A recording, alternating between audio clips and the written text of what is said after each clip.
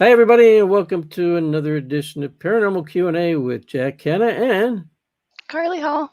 Carly Hi. Hall. Woo. How you been this week, Carly? Everything good so far? Been doing I've a lot been of gaming. busy.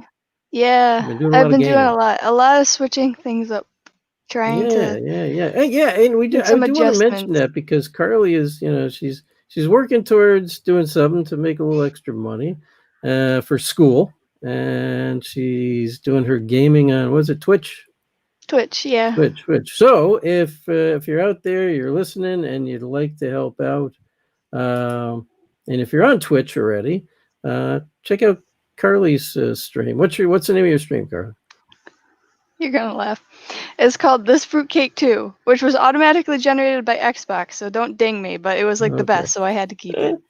It's fruitcake too. So This she's Fruitcake streaming 2. out there, and if you get like 50 followers, you start to earn some money Then or I something like can that. I can move on to affiliate, which means that I get ad revenue. Oh, People okay, can cool. start subscribing if they want, but All the right. following is completely free. All right, very Yeah. good, very good. So I'll post about that again. I think I posted about it the other day. I'll post about it again.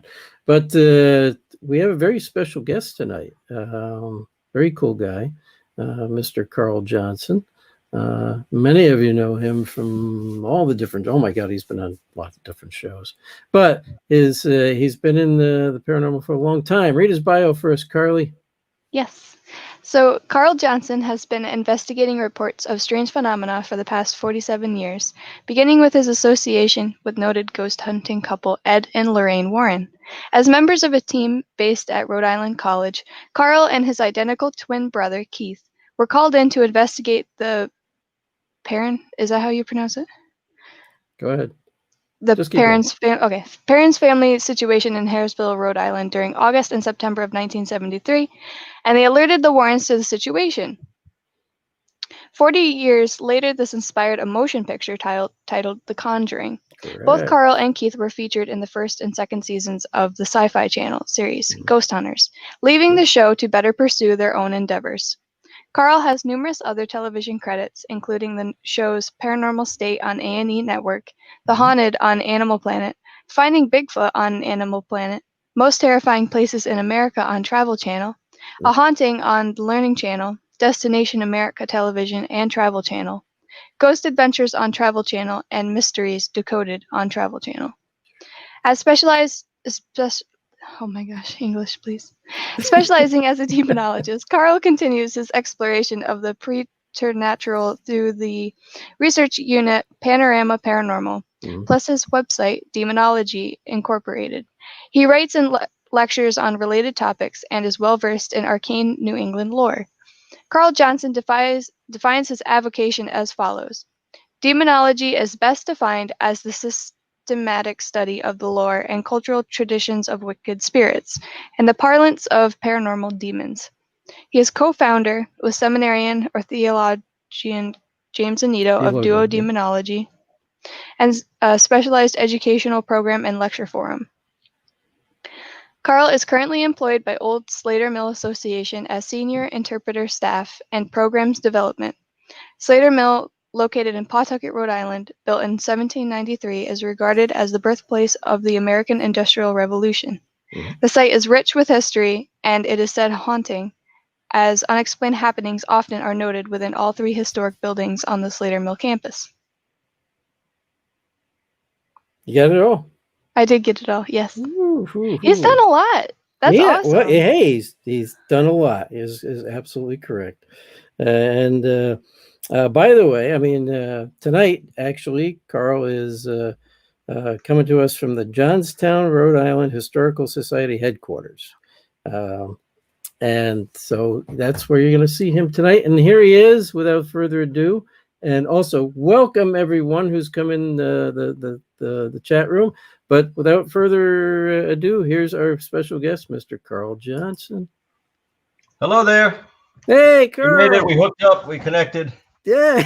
Doesn't always work that way. Awesome. Yes. I found I have found StreamYard works very well. It's the easiest to hook up, I think. I mean, the other platforms can be a little tricky, and yeah, they can especially be. if you're going live. Well, are we live? We are live, my friend. Oh my! We are 100% live. Oh, then I hope we're not dead.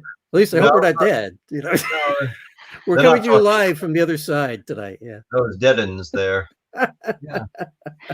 Coming to you live from the other side. That's what I'll say. Now, if at any time you want me to douse these bright background lights, I can do that. All I have to do is get out of my chair and shut them off.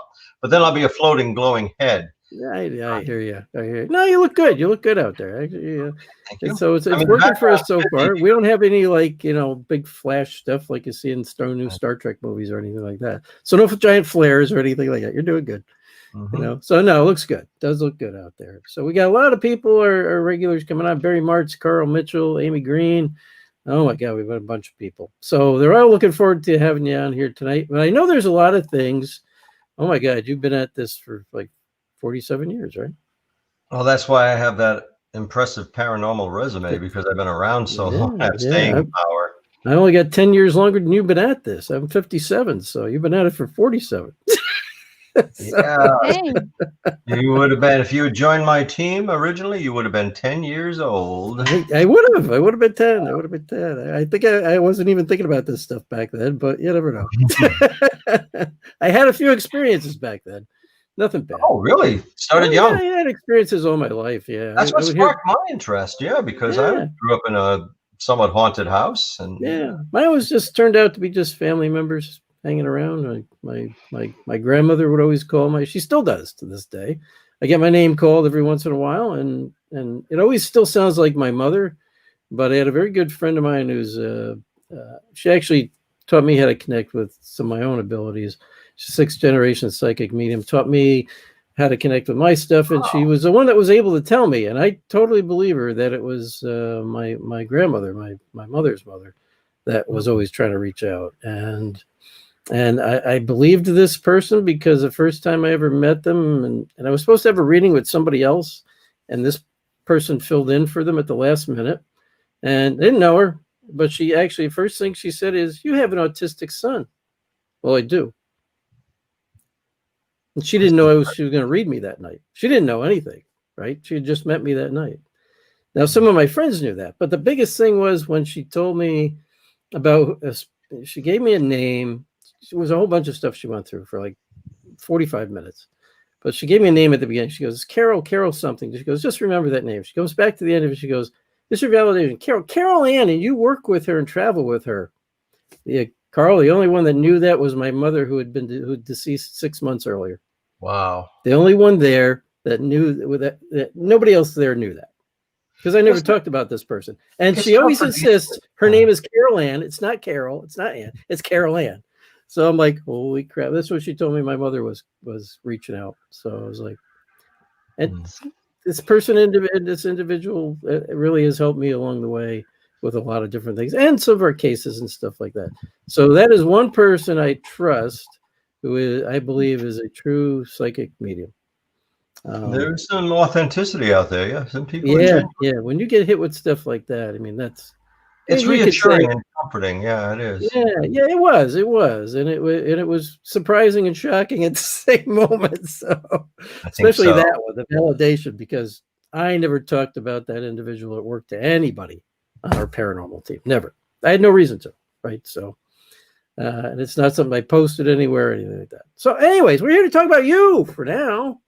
Well, I liked hearing about you. There are things I don't know about you yet. That's true. This is true. We have to get together more and do some stuff together and hang out a little bit.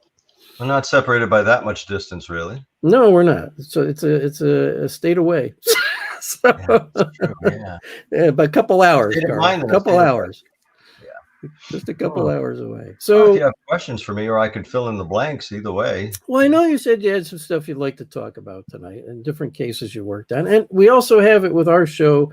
People can reach out and ask you questions as well. But I'd like to let you spend a little time talking about, a couple of things you wanted to talk about. And Bob Burnell, I don't know if you know Bob, he says hello to you. So just by name.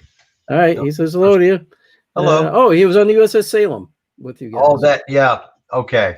Yes. I was sounding more and more familiar. Yeah, I do know. Okay. Sure. Yeah. Hi. Bob had asked me if we were going to be there that night. We originally had planned to be there with you guys that night, but my sister had to close up her camp up in Maine, so we had to take time to go do that weekend. Right. So that's what we did. So, but you had mentioned a couple cases. Get back to this that you wanted to talk about, and I'll let you start with. You'd mentioned this one about an investigation you did with the Warrens and this thing you captured, right? And then there's another one with kind of a demonic presence that was captured, right? Yes, So, very rare instance. Ghost photos, authentic ghost photos are rare anyway, but this yes, very true. to get what I believe was a demonic visage, it's exceedingly rare. Yeah. So which one did you want to start with here? Oh, want to talk about my association with the Warrens? If you'd like to. I don't have any. You sent me some pictures. I got the picture of the anomaly you guys captured, but that's what I got. I don't have.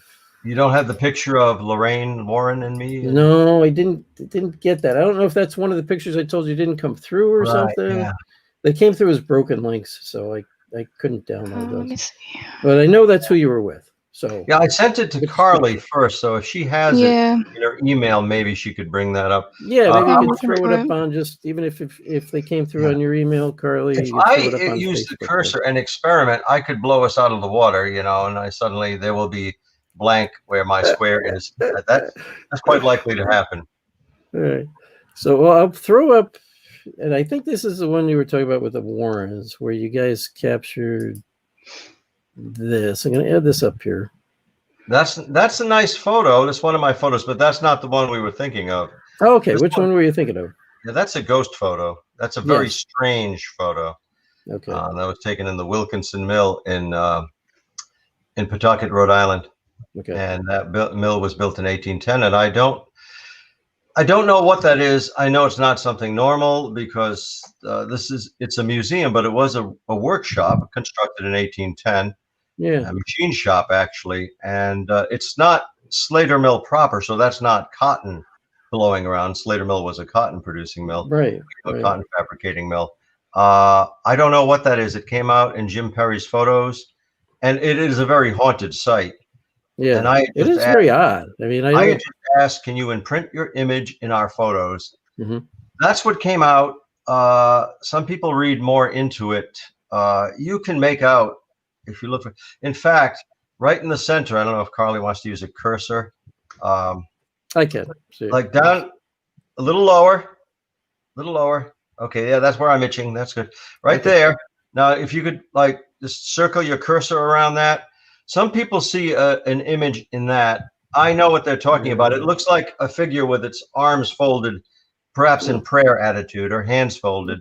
Oh, I see zoom in that. on that Yeah, a I little do bit see more too, it. I think. And it's like this ectoplasmic mist around it. It's like something's forming there. Right. And it's just a strange anomaly. I mean, I could say ghost photo because it's something we don't understand.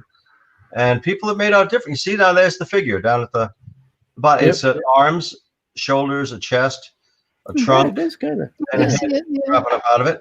Yeah. So that's an interpretation of that rather indistinct image. It's just right. a strange thing that showed up. But it does look like some type of energy trying to manifest at least anyway. It's like it's coalescing, coming together, and forming. Yeah. Whether it's what people we think we see there, because even with that, it's still the pareidolia starts to come into play, and you start to see what you think you can't help that with a mask like that. But I know I got the other photos to which show there's in the photos just before there's absolutely nothing. And then there's a couple where it's something. And actually, the last one, it kind of looks like it starts to fade away. Right.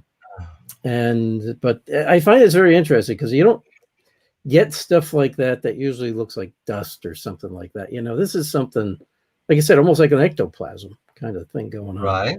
They're very unusual. Very unusual. If it was, I was there, so I know it's genuine. But if it was something contrived, something rigged, right, you'd have something that looked more like a ghost. You'd have somebody in a sheet and they'd blur the lens, or you can make an effective ghost just having somebody in a cloak or a sheet running by your camera lens. But right. Well, parts of it look transparent too, like even right around in here, where you can see the part of this, wwhatever it is in the background. So it's parts of it are transparent. I mean, it's a very interesting photo. I mean, nobody could say, I can't tell you it's a ghost or anything like that, but it's definitely unusual. It's unusual. I'll show you something else, and then see where out. the cursor, where Carly's cursor, I think it's her cursor is Yeah, it's now. mine. I'm moving it wherever you want. All right, there's a face there too. Yeah. If you, Oh, yeah. you know, indulging in a little pareidolia, you know, matrix thing, that looks like a man's face there. So it does look like multiple images are trying to manifest in this. Yeah, and it very well could be. But I like ones like this because they're not easy to explain away. That's just it. It's inconclusive, and inconclusive can be a good thing. It means we can't rule it out. Yeah, but again, if you maybe captured an EVP at the same time. We didn't get any EVP that night, strangely. We were recording. Maybe we just didn't record at the right time in the right place. Yeah, I don't recall any EVP manifesting. Yeah, they have in that mill, but not that night. Right. Yeah, no, I just always like when things add up, when you get multiple things happening in a location, and even if somebody has had personal experiences that night, like I take that into account, you know, when you're looking at this type of stuff.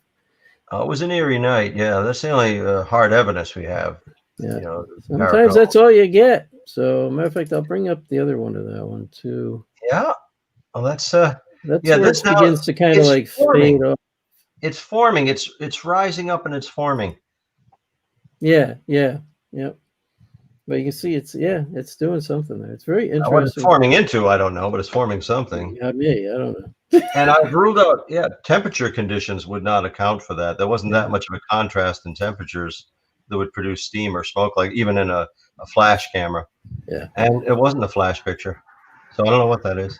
Generating its own light. Well, here's a very interesting photo right here, too. I think this is very interesting. There's an anomaly right there.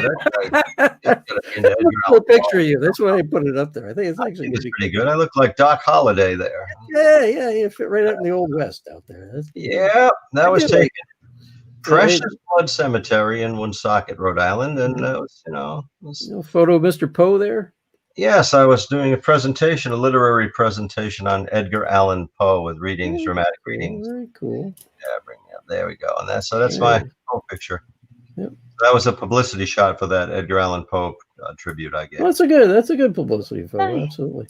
I'll bring up this other one that I think you wanted. Well, no, I'll show you your. That one. You got this with your. I like this is. Well, I got to show this just because this is your newest team, I think. It is indeed. There you go. Well, one of two newest teams. One of two, correct. That is a photo of Panorama Paranormal. Mm-hmm. That is a team of two. It was taken last year during the summer when this team was very new. Yeah. And that is my para partner, Elise Gianmarco Carlson. And together we are Panorama Paranormal. Panorama. She came up with the name. Cool. So that made her director. She's director of Panorama. You come up with a name, you get to be director. I think, she gets points for that. Panorama is a very eclectic team, eclectic interest. Panorama because it encompasses not just ghost hunting, but we will explore reports of UFOs. So we would delve into ufology, cryptids, unidentified species of animals. Yeah. And, discrepancies in historic timelines, strange burials, if it's odd. They cover the whole gambit there. Yeah, well, we're somewhat versed in all of these topics, these subjects, and always willing to learn more and probe. So, so therefore Panorama, not just ghost hunting. I specialize as a demonologist, so I bring that to the Panorama scheme. Yeah. Have you ever had an experience with any UFO type activity? Oh, I have not that I'm aware of. Not that maybe it's a even. I mean, I'm not talking about necessarily seeing aliens stuff like that. But you ever seen like what you would call a UFO? I've seen things in the sky that I couldn't identify. So to me, they were on a That's a UFO. Yeah, that's exactly what. Because I've had the same type of experience, and I couldn't explain it, and I never saw anything move like that I know that we have, having worked for DOD and everything else too. I mean, these things just shot through the sky, like speeds that we don't have anything that could travel like that. I've seen things like that, so I didn't know how to account for them. So I guess you could say I have. Yeah, that's what I was curious, because I've had those experiences. Now you have had Bigfoot experience too, correct? Yes, I was a Bigfoot researcher, Bigfoot hunter for a time. In fact, I appeared in an episode of Finding Bigfoot. So. Right. I remember that episode. I saw you on there. I was like, that's Yeah, Carl. that's probably. Well, I said I didn't know he was into all that too. I didn't know. yeah, and I was totally 100% responsible for that episode because I alerted the BFRO team to the Bigfoot in Rhode Island. So that's what they came in. And it starts off with the director, Matt Moneymaker, saying, "We're here in Rhode Island searching for Big Rhodey." That's it's Matt Moneymaker. That was my term for the Rhode Island Sasquatch. Bigger, yeah. Well, the nickname, the Rhode Island is the ocean state. It's also Little Rhodey. Yeah. Yes, that's true. That's true. In the Union. So, Little Rhodey, I thought we'd name our creature Big Rhodey. Makes sense. I don't think he's always in Rhode Island, but as soon as he steps over the boundary, he's Big Rhodey. Yeah, so there you go. And that was the title of that episode. What you got there? Oh, is this the one that you kind of really wanted to? This is all the photos you see is what I've got that came through on the. So internet. Elise said that she has the picture from the Conjuring basement. If we'd like, the image didn't go through in the email. Okay, yeah, this is a strange one. Yeah, she can send it over to us, even just on Facebook Messenger. You can do that during the next, the remainder. I can download it and throw it over. Yeah. Because that's a significant photo I'd like to talk about a little bit. Yeah, it's one of the ones that didn't come through, but if somebody can send it over to me, I can throw it up here within minutes. So, by the way, I can't say enough good things about Elise. I'm going to give it a try, but she's just. I got to put that down for a second. She's reliable. You gotta have her on.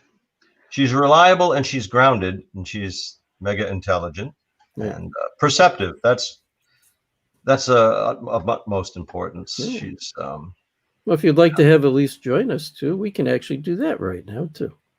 Well, that would have to be up to her. I know she's she's taking a college class, actually college level course on parapsychology, and she's been very busy studying for that. So yeah, well, I see she's in our chat room, so that's why I mentioned important that. Too. Yeah. So if she took time out to be in our chat room, maybe she could take a couple minutes if she'd like.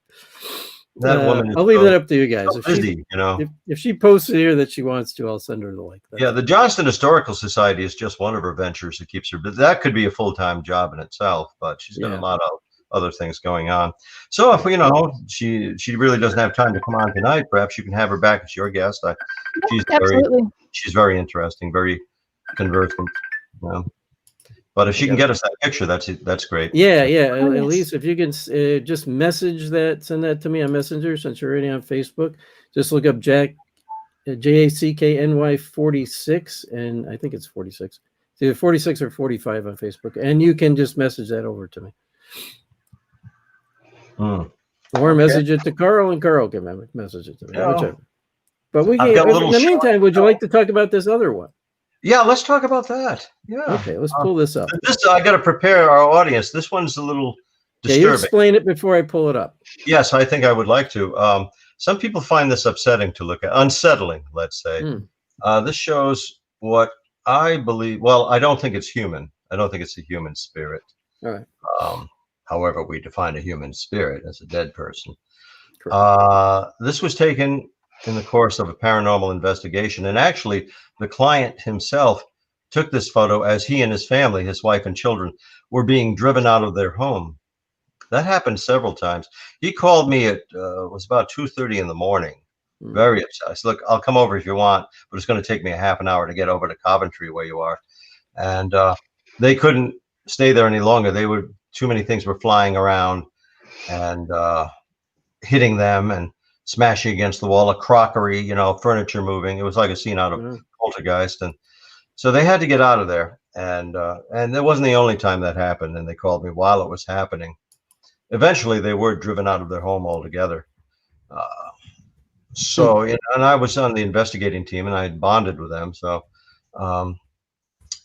Tony is the homeowner. Now, as he was leaving, he remembered he wanted his camera because he had pictures of things that were happening in that house. So he went into he was in a flurry to get out of there, but he had the presence of mind to go back and retrieve his camera. And as he did, he saw this figure standing at the top of the stairwell. Now, I don't know if I'd like to think I would have the wherewithal to do this. He grabbed his camera, aimed it, and took this picture, not knowing what, if anything, would come out. But he saw the figure standing there, took its picture, then got out of there, locked the door behind him, and they didn't come back till the next evening or late afternoon. And Well, it's upsetting. It shows the visage of what I believe to be a demon, Yeah. lacking more clinical terminology, a wicked spirit. As Carly read, I define demonology as the systematic study of the lore and cultural traditions of wicked spirits, and this thing certainly was wicked. It had the power to drive them out. No, So if you yeah, it wanted to definitely play looks that, that way. So with that, we're going to put this up and view at your own risk. No, it's not. yeah, well, No, it's just take a just an look at image. it. It is interesting. I do find it a very interesting photo. So Now you can that's make out the it. features. Yes, yeah, Yeah. you can. I mean, to me, you can easily make it out. So let's see what everybody else thinks. If anybody, what does everybody? I got to ask our audience out there. What do you guys see in that photo? Different people may see different things. Correct. That's why I want to see what they see. Oh, Because I know what I see. see, which I believe is also what you see as well. Mm-hmm. And I know it's what Carly saw. Yeah.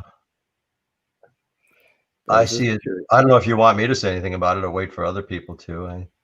I see a distorted face, but they're well, that's definitely what I definitely see. It looks But to I do me see- like we can look at this since everybody think it's just kind of taking it all in. But what I see, I mean, here's the eyes, right? You have like a nose here, a very wide open mouth, right? very wide head. open mouth, Yeah, leering, like or wider than normally would be possible. right. It's got a distended jaw, like it unhinged Yeah. its jaw, like a snake would do, like an anaconda would do. Yes, yes. It's got a tongue, teeth. Hmm. So it's got anthropomorphic features to the face. It's got a physiognomy. It's got these hard eyes, deep set eyes. Yes, yeah. Look almost reptilian. The nostrils are arched and flared, but it has a philtrum, that line under the nose that connects to the lip. Yes. That. Yeah, it does have. Yeah, yeah. Mhm. Yeah, it has human features to it. And it has shoulders like a haunch behind the Yeah, head. you're right. Yeah, it Yeah. does. I didn't notice that before, but yeah. But it's translucent. You can see some of the background there. Correct. Yeah, you can see through. I will tell you this. It's similar to something I actually saw, call it with the third eye or whatever, at when I was doing an investigation in Mendon, Massachusetts. Mm-hmm. And I stepped into this room, and initially all I heard was this screaming, like insane screaming in my head. Nobody else could hear it. Three other people were already in the room and walked in ahead of me, didn't even notice anything. But I stepped in and I could just hear this and feel this. Didn't even want to walk in. It was just a really negative feeling that I don't want to walk in that room. But I did, And my other investigator, Sarah Campbell, behind me, she felt the same thing too. I didn't say anything. I just walked in. She's like, "What the heck is this energy?" I said, "Hey, you feel it too, huh?" So then I took a couple more steps in, and I actually saw this thing, and the face looked something like that, very like a dislocated jaw, wide open, Really? screaming insanely. But to me, I could see it again. I could see it clearly in my head. It was like a woman, long, dark, greasy hair, totally emaciated, like think of a Holocaust survivor. Yes. But she was in a very tiny flowered white dress. But Wow. on the floor, she was on all fours on the floor screaming. And as I got closer to her, she kept screaming louder. And then I kept kind of walking towards her, kept backing away. So Sarah and I she just followed me, but she could feel the energy off of it. Right. And I backed it all the way into this back part of the upstairs building, which was was a community center. It was a big open hall, and then you had a hallway down that goes all the way back to makes a turn and goes back to an elevator. And that's where I kind of left it. I was like, I'm not pushing that thing any further. Let's go do something else. So I left it. Later on that night, now the elevator shut off for the night. The elevator came down all the way to the basement floor on its own. Wow. Shouldn't. It was shut off. I wonder if this thing is making. The guy who was with us couldn't explain it. He goes, "That elevator's turned off. How the hell did it come down?" He couldn't explain it either. But that's where I left that thing. We did have stuff coming through on different things, different devices that were very negative in nature. you know. So, was it something demonic? Was it something more elemental? I don't know. There was somebody there, they said, who worked in those back rooms that didn't want to talk about it. They had stuff happen, but didn't want to talk about it to us. So we kind of just left it. Nobody was ever hurt, though. That's good. I mean, that's the thing, which made me think it was maybe more elemental than demonic, per se. I mean, my own theory on that is elementals do seem to want to just chase people out of places. They'll do things to almost hurt you, but not really hurt you, just try to get you the hell out because they don't like us humans. Power seems limited, yes. Yeah, but they don't seem to want to, like, possess you or anything like that. They just want you out, right? So they do stuff that it seems like in that sense. That's my experience. You've got a lot more experience with it than I do, but that's been my experience. Where demonics, they do a lot more. And they're actually a lot quieter, I have found. Have you found that with demonic cases, Carl, that they seem to be? There's a subtlety to them, yeah. They start off quiet. Yeah. And sometimes they don't look half bad from, children. They look like the friendly lady. Yeah. Or the friendly man. Yeah. Now that image, I don't know if it was projecting that or if it was trying to look menacing or it just couldn't help it, and that's the way it really looks. Yeah. Well, if he's trying to chase that family out, he probably was trying to, whatever it was trying to appear that way, I would think. It does look ferocious. Yeah, like get out of here. Yeah. And it would make sense. In that particular case, was anybody ever hurt or possessed or? Yeah. Okay. Oppression starting to be taken over. The lady of the house, Tina. Yeah. And she was hurt in the sense that crockery, sugar bowls would smash into her and her chest, her face, and she would receive slaps from from an invisible hand. Yeah. I mean, she wasn't seriously injured, but it was kind of frightening nonetheless that this was, something unseen attacking her. Correct. What you see is the stuff moving around, flying around the house. So you had elements of the demonic and poltergeist, and yet the spirits had voices. It was a male and female type spirit. And boy, we did just to encapsulate it. I'll give you a couple of high points from it. Yeah, sure. The team and I, they'd called me in as a specialist, 4 Seasons Paranormal. And we did an overnight meeting till about 3 a.m. And at one point, I advised the team leader to ask if it misses Tina, and the lady of the house. They were out. They took the children over to aunts and uncles, and they went out for the evening. And so the team leader asked, "Do you miss Tina? Do you want Tina home?" Okay, when I'm doing the review, I'm listening to 90 minutes of audio. And I was just about to give up on it. And I don't think we got anything except a few scratching sounds. Then I hear Dawn, the team leader, asking, "Do you like Tina? Do you want Tina home?" And then this voice, this male voice comes out, a sibilant voice, says, "Oh, yeah, I'd like to boil Tina." Ooh. Now, imagine when we did the reveal and played that for her. Jesus. I never heard verbiage like that. I'd like to boil Tina. Yeah. And there was a female voice that would be imprinted on the recording. And one of our team members was cleaning a bird cage for the homeowner because she had 2 lovebirds, and this lady who kept exotic birds, she was cleaning the cage and the 2 lovebirds cage. And the investigator, she said, "How you doing, babies?" And we play back the recording. We hear Laura say, "How you doing, babies?" And a woman's voice says, "Dying." In less than 2 weeks, both of those birds had died. Oh boy! So what a case this was, but it wasn't. I wouldn't say it was resolved. It was just very interesting. Yeah. Didn't come in and save the day, but no. Sometimes it doesn't work that way, right? I mean, no, you can't. You don't know what we're dealing with there. No, exactly. So it doesn't always work. I mean, you can't always. you do your best to try to help people and try to help people figure out what's going on. Yeah, but you do your best. That's all we could do. Yeah, and that's the best you can do. We do have another picture with Lorraine, and From I think a younger you. Let's see. Let's see. I told you Elise is reliable. Oh, Lisa's awesome. She is, you know. There you go. Okay. Now, Is that what the one? we see here, what we have Yes, here is failure to communicate. But because this was taken in the barn, Okay. actually, I should say the basement in the house at Round Top Road, the farmhouse. Okay. Now it's known as the Conjuring House because that was the setting for that movie, The Conjuring, based Yes. on real events.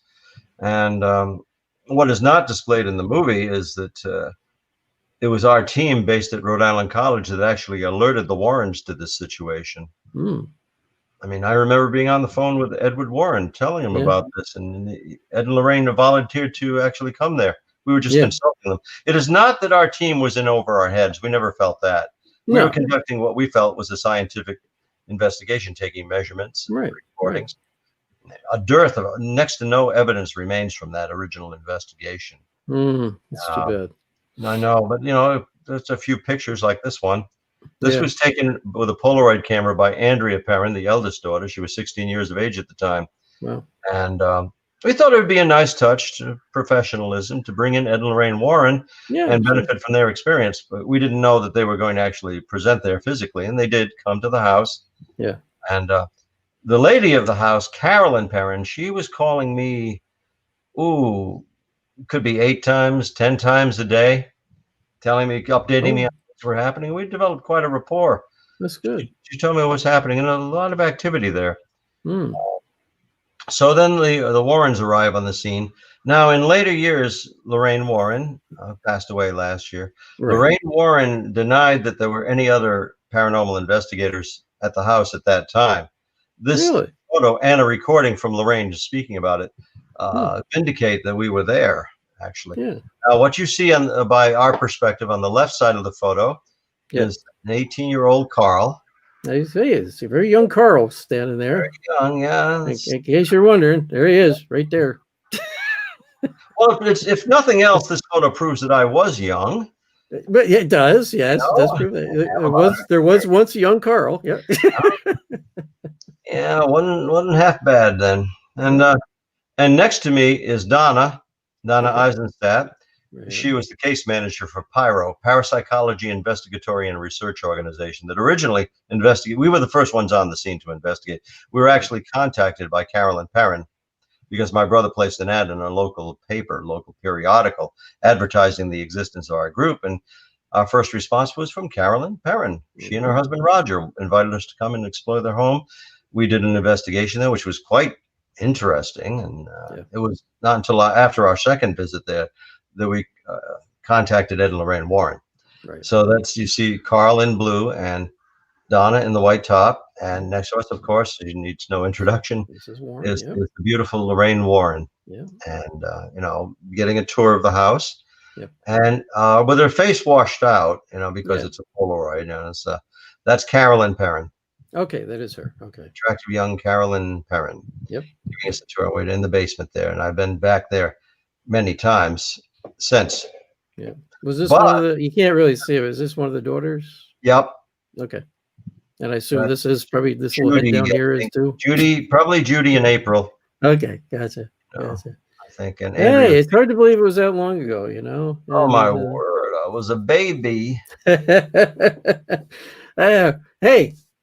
let me see. I was a little younger even than you. So, yeah.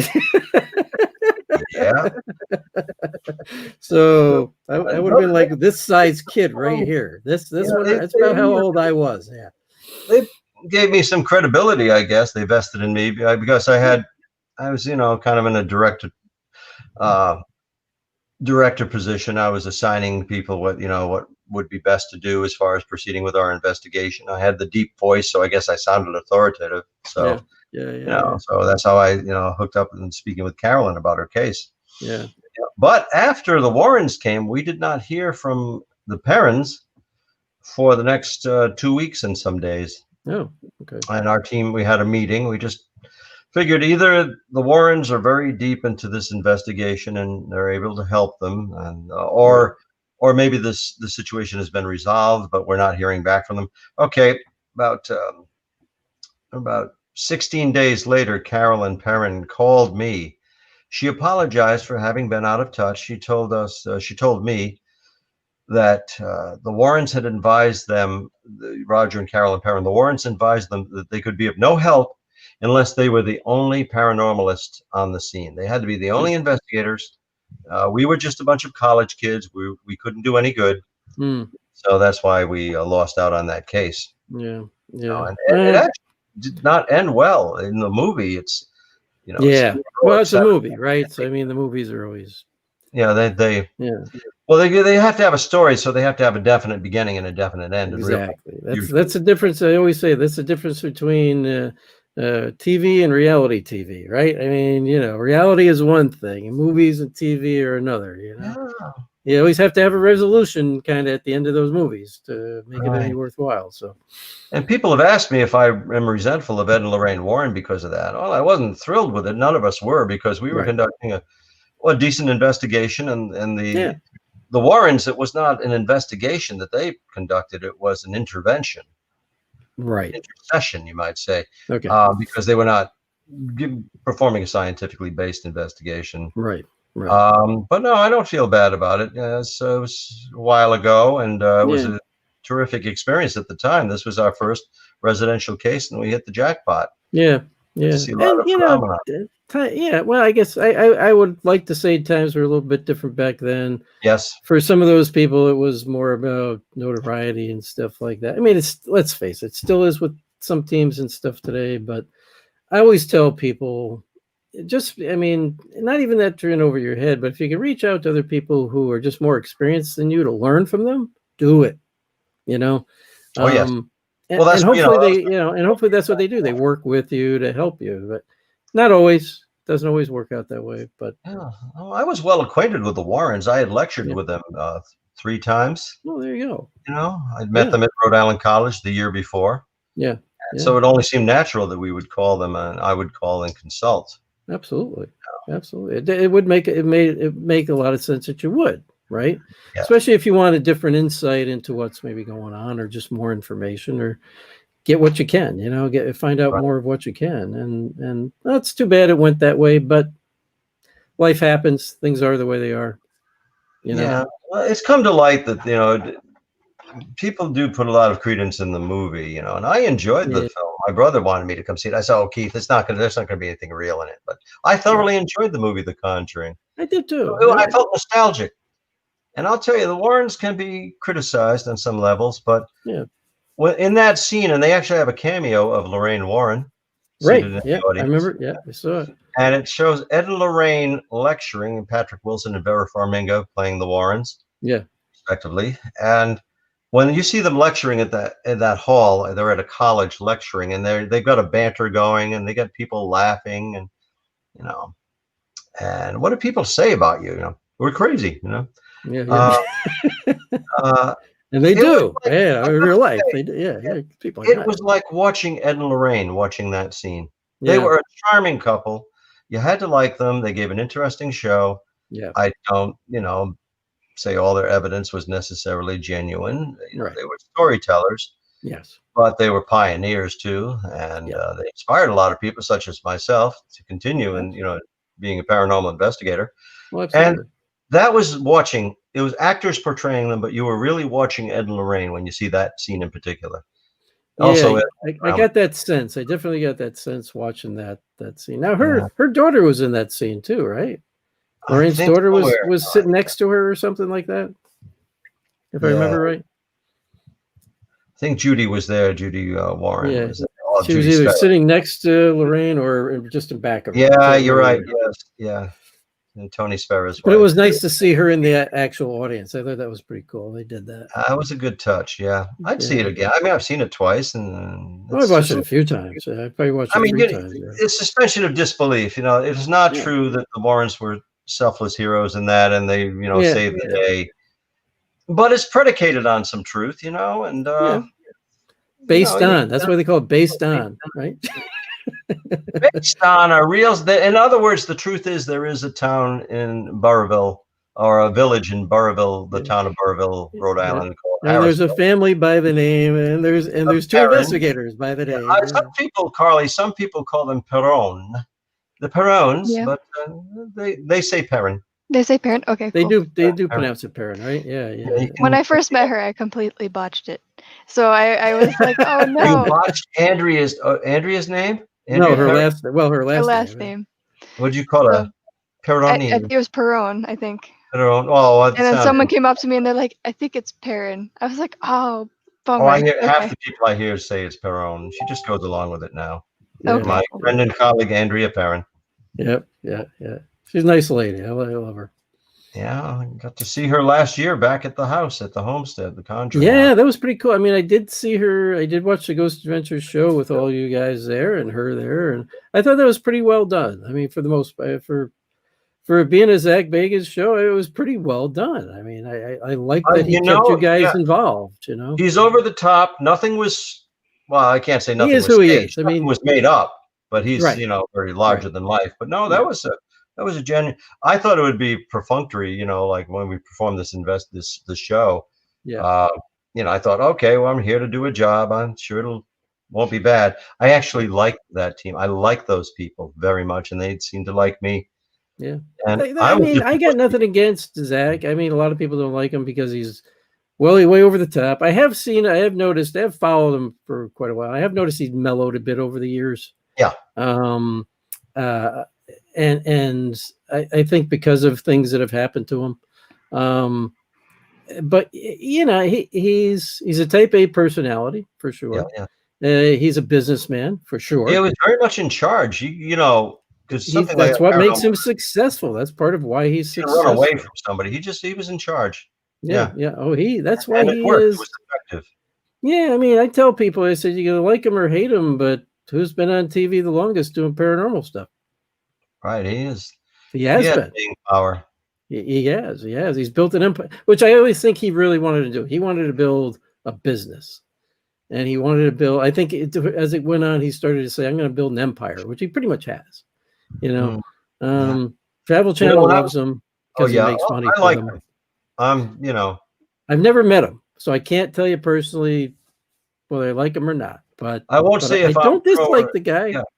I won't say if I'm pro or con Trump, but I will say I'm pro Zach Bagans because I just, Well, I liked how he did the show with you guys, and I had a good experience with him. I liked it. I would not agree with all of his methods every time, but I think he handled it very well there.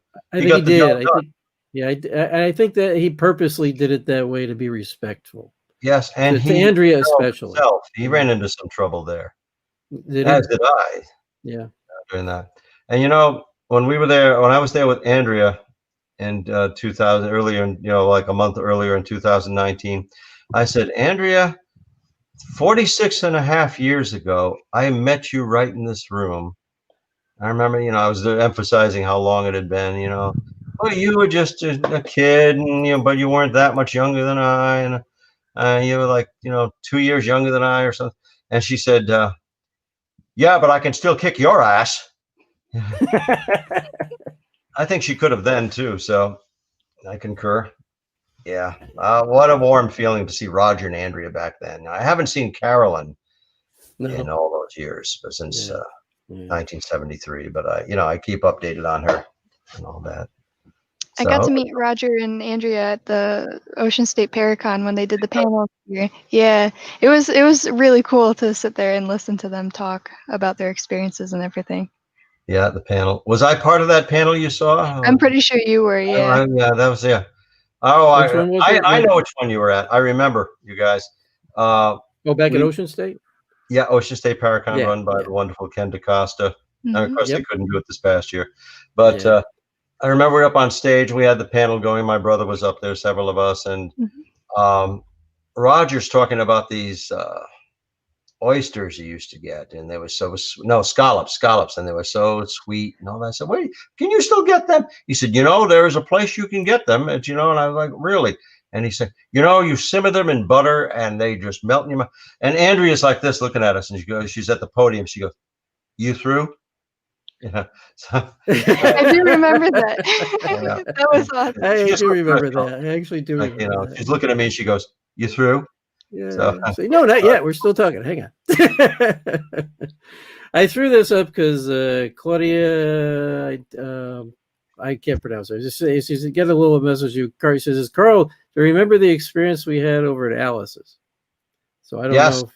that's Okay. Claudia Capello. Okay. Yeah. Okay. Yes. Hi, Claudia. I do. I want to have another experience like that. Oh, I mean, it'll have to be somewhat different, but we'll set that up. It's been too long. Hi, Claudia. I'm notorious for being out of touch with people, as Jack right. and Carly can attest, but it's not intentional. It's just one day becomes a week and then it becomes a month. But yeah, we got to go over Carl, there. we have no idea what you're talking about. I have no clue what you're talking about. None We whatsoever. had a good experience over at Alice's house. Alice's house is haunted. And I don't mean that. I mean one day rolling into the next and forgetting things. well, that's my lame excuse for being out of touch with people. Well, it happens to all of us. That's all I was getting at. It happens to us too. We know exactly what you're talking about there. Yeah. I got a little show and tell before we adjourn. Yeah, sure. I have my wand with me. Ooh. Oh, I have a wand. Yes, I do. Let's see if we can get you. Let me show you this. It has been duly consecrated, and it was made for me by a shaman. It's not gonna work. A shaman, if you prefer. A shaman. And, see, it's my wand. Very cool. Whoa! Yeah, I've decorated this a lot. This has bells, which are pleasing to the spirits. Yep. That's awesome. Different sounds, different tones. Yeah. Yep. This is the this jasper type. This is no, actually it's carnelian there, stone, and that is that heart-shaped stone. That is for sending. If you want to send a thought image, and this is for receiving this smoky quartz crystal here. Very cool. A little bit so you can see it all. Yeah. And it's got some, people are always surprised at how heavy it is. It's got a copper tube and crystals attached. It's very cool. I put you on solo so people could see it better too. Okay. Very cool. That's awesome. That's awesome. Oh, yeah, guys, you'll see this in person sometime. And what else did I bring? I brought a copy of my book. Oh, there. Plug the book. Oh, I got to plug it. Put it right up there. I know it's shiny. Okay. Shadow Realms Demonology Handbook. There you go. Handbook by Carl L. Johnson and Lana J. Brock, my co-author. Awesome. And this is available through the authors, through Amazon.com. It is precisely 300 pages. It's a compendium of, it's in essay form and case histories. And it has a glossary of terms, demonic names. So this was designed as something you could put in a backpack and bring to a paranormal investigation. Let's see. It's not the definitive work on demonology, of course, but it has some tips and some of my own experiences. And let's see how this guy Carl dealt with this. Oh, we got some like a poltergeist, we think it is. Let's see how he handled that or something. And it has illustrations, of course. Nice. Okay. And it is about demonology. Yeah. I have to pick that up myself, Carl. Yeah, or I could just read it to you. I am in the process of studying that, by the way. Yeah, but you'll do that. Every time you have me back on, I'll read a chapter. Yeah. You can start your own chapter night with Carl Johnson. Don't read them all, though. No. Because if you read them all, nobody needs to buy it.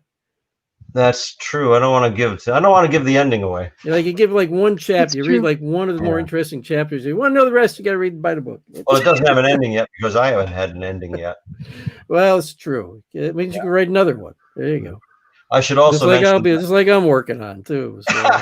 We'll work on that together. I will. Yeah, we could do that. Well, hey, that's kind of how you wrote that one. Is kind of how I wrote. The reason I wrote my paranormal research book. I wrote it actually as like a textbook. Although a little bit more fun, a little bit more interesting. But that's what I've been using to teach my classes with on just basic paranormal investigating, not getting into all the demonology stuff or stuff like that. Just kind of the basic stuff. And you'd be surprised people are still interested in learning that. You know, there's a lot of new people. We think, everybody knows that. Everybody within our community knows that, but there's a lot more people just starting to get in it.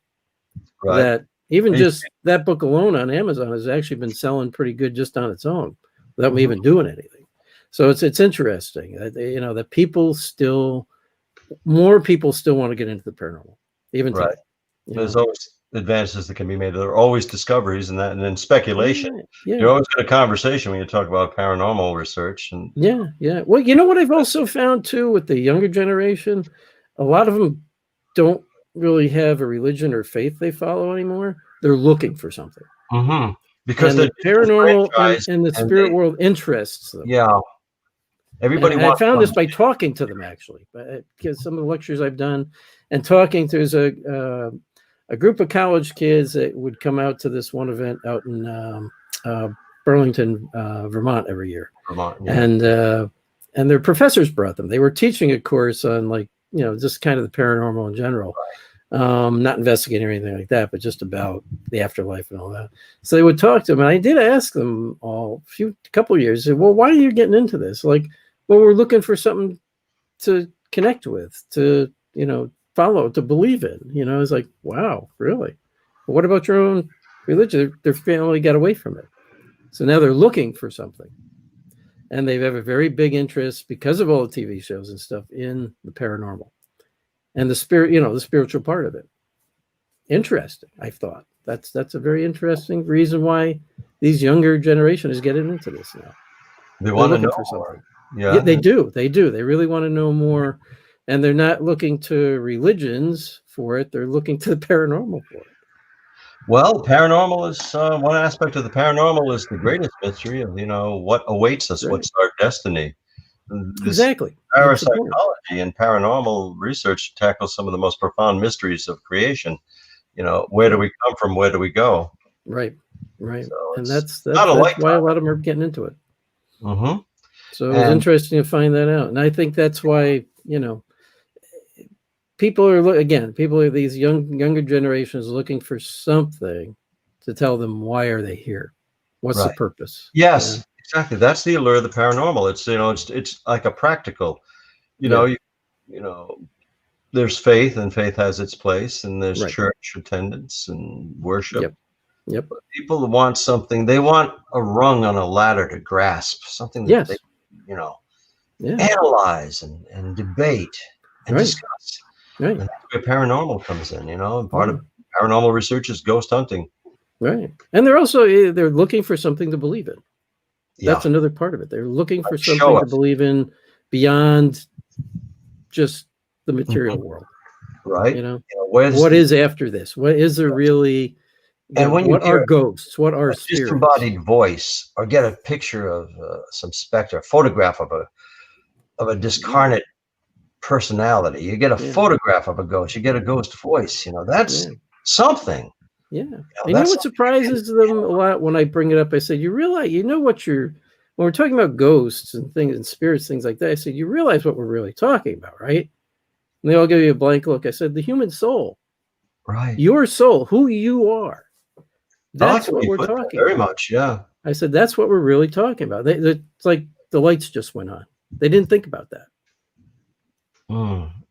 It's surprising, Carl. It really is surprising when you think interact with these kids and stuff. Ghost hunting is fun and spooky, but then you're talking about us, right? Human beings. You know what? You know, our essences. That's right, and that's what they didn't realize until you bring it up to them.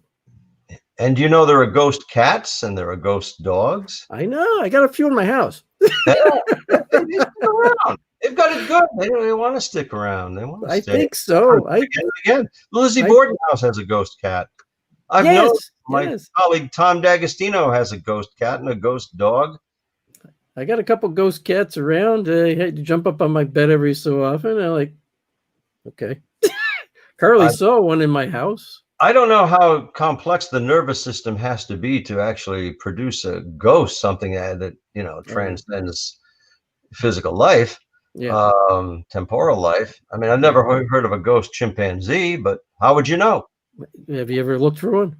I know, dude. Nobody's looking. I haven't investigated any zoos or anything either, so I couldn't tell you. You see a chimp in the wild, and then it's not there. You just assume it was a chimpanzee. You're not thinking paranormal. Yeah, Yeah, maybe it is. Maybe it is paranormal. Or, like I said, I've never been asked to investigate a zoo. God knows what's there. I mean, if you really spend some time, you might run into those things. Yeah, not just the ghost keeper, but right. ghost animal. Some of the animals, you actually might run into them. You don't know. Nobody spends a lot of time doing that, and nobody gets asked to do that a lot. Yeah. How haven't often? heard of a ghost squirrel either, because again, how would you know? They just run around, and you don't know. Well, everything has life. Everything with life has energy, right? So where does it go? Right. Right. Well, there's the axiom of energy cannot be created nor destroyed by ordinary chemical means, the basic law of thermodynamics. Right. Well, it can be transmuted, it can change dramatically. Yes. And be converted, but it's still energy. Yeah. So maybe that's the principle upon which, the afterlife can be supported. Right. Right. Yeah, I think so. I think so, based on what I've seen, my own experiences, Before we go, I want to mention another venture of mine and my colleagues. It is duodemonology. Yes, go ahead. Demonology spelt in the King James parlance, and the early 17th century. And that is organized and functions through James Anito. It's the founder. It was his concept, his brainchild. James Anito, my good friend of 10 years. Great guy. And myself, Carl, and guests who are, they could call her a manager. She organizes a lot for us, performs an awful lot of services for our team of two. And that is Elise Chimarco Carlson. There you go. And when you see our weekly podcast, that's Elise doing the introduction there. So, but she's more than just a voice and more than a pretty face. She does an awful lot for us. That's awesome. That's good. You got good. Well, you've got some good people you're working with these days. Excellent people. Yeah. Yep. And James is a good buddy too. Yep. As you know. So it's. I'd certainly be remiss if I did not mention duodemonology. Duo being James and myself, but that's right, the two of you. Our inner circle of three, we call it trio demonology because of Elise. Yeah, because of Elise. Yeah, that's good. That's awesome. Well, we thank you very much, Carl, for being on the show tonight. Is there anything else you want to talk about before you go? Any other websites you want to send people to? Well, yes. I mean, the duodemonology website, if you tap into Facebook and do a search for any one of the three I mentioned, you can you'll find us. You'll find out about our organizations.